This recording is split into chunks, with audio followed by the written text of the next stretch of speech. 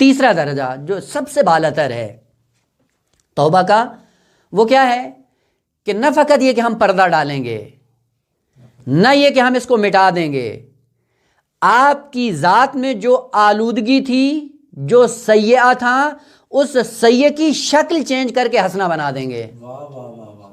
سبحان اللہ۔ آخری درجہ توبہ کا، اس تفضل کے ساتھ حضرت آدم سرمایہ لے کر اس دنیا میں، مثلا فرض کریں ساری زندگی انسان کی گناہوں میں گزری، گناہ بوجھ ہے، ثقل ہے، اور یہ بوجھ انسان کی پیٹھ کو بھاری کر دیتا ہے، حرکت کرنے سے روک دیتا ہے۔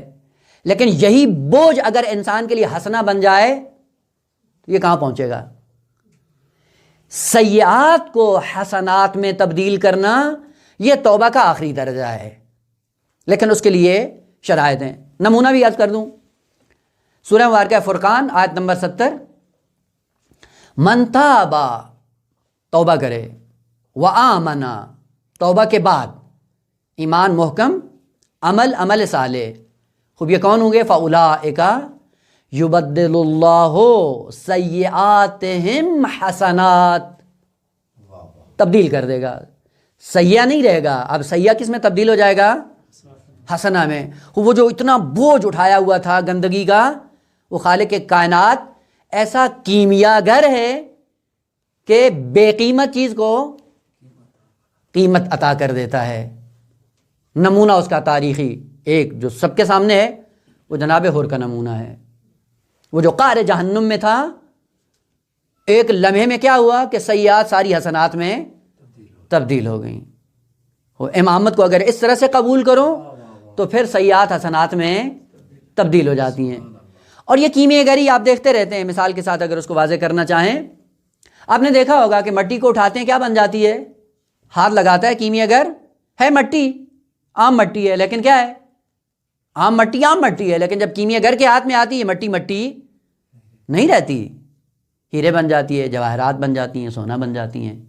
معروف واقعہ امام رضا علیہ الصلوۃ والسلام کا، اللہم صل علی محمد وآل محمد وعجل فرجہ۔ جب امام علیہ السلام کو مدینہ کی سرزمین سے اغوا کر کے اس ملعون نے مرو کی طرف بلایا، نشاپور میں پہنچے، نشاپور میں کچھ قیام کیا، اس قیام کے دوران ایک شخص آیا جس نے امام علیہ السلام کے محاسن ٹھیک کیے، یعنی تھوڑا مرتب کر دیے، محاسن یعنی داڑھی وغیرہ سیٹ کی، خط کر دیا، اور امام علیہ السلام نے کہا کہ مانگو کتنا مانگنا ہے، کیا چاہیے؟ کہا مولا نہیں، کچھ بھی نہیں چاہیے۔ تو امام نے کہا نہیں مانگو، شرماؤ نہیں، جو چاہیے میں دیتا ہوں۔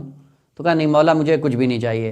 امام نے کہا مگر ہم اہل بیت کسی کا حق رکھتے نہیں ہیں، خود مانگو۔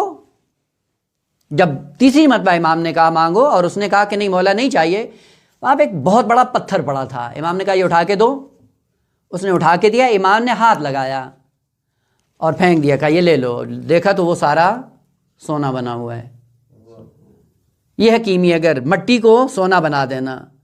اور یہ کہاں سے آتا ہے؟ جو مظہر صفات خداوندی ہو وہ یوں ہی ہوتا ہے کہ خدا کا کام ہے سیئات کو حسنات میں تبدیل کرنا، یعنی بی ارزش چیز کو با ارزش بنا دینا، بے قیمت کو قیمتی بنا دینا۔ وہ عام مٹی ہے، کوئی ارزش نہیں تھی، کیمیائی گر کے ہاتھ میں آئی سونا بن گئی، لیکن وہ بھی کوئی عام آدمی نہیں تھا، اس نے سونا پھینک دیا۔ کہا مولا اگر دینا ہے تو پھر یہ نہیں چاہیے۔ کہا کیا چاہیے؟ کہا پھر اگر دینا ہے تو عند الاحتضار، فی القبر و فی الحشر، ان تین مقامات پہ آ کر میری مدد کیجیے۔ واہ واہ واہ واہ، امام نے کہا کہ سبحان اللہ سبحان اللہ۔ یہ وعدہ ہے فرزند رسول کا کہ انشاءاللہ ان تینوں مقامات پہ تیری مدد کو آؤں گا۔ اور یہی وجہ ہے کہ امام علیہ السلام کے لیے ہے کہ جو امام رضا علیہ السلام کا ظاہر بنتا ہے، امام علیہ السلام کا وعدہ ہے کہ ان تین مقامات پہ میں اپنے ظاہر کی زیارت کرنے آؤں گا۔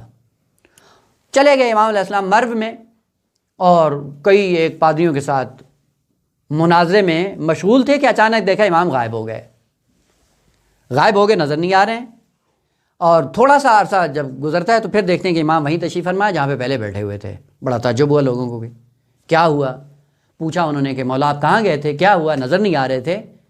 تو کہا کہ ایک وعدہ کیا تھا نشاپور سے آتے ہوئے، اور اس وعدے کا وقت آ گیا تھا، وہ وعدہ نبھانے گیا تھا۔